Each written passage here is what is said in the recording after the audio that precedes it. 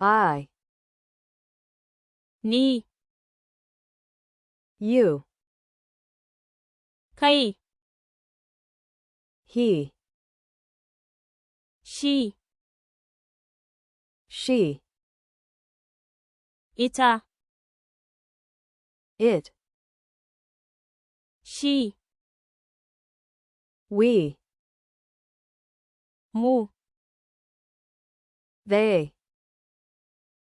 su, my, nawa, your, naka, his, nasa, her, nata, its, nasa, our, namu, their, nasu, myself, ni kaina, yourself, kai kanka, himself, shi kansa, herself, ita kanta, itself,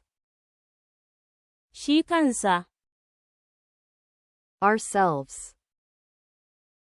mu kanmu, themselves, su kansu,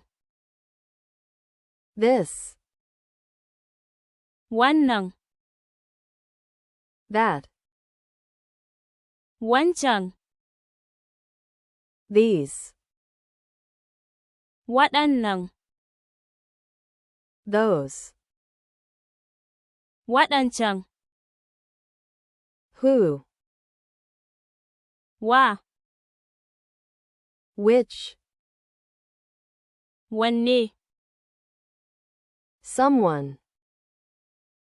wani, anyone, kowa,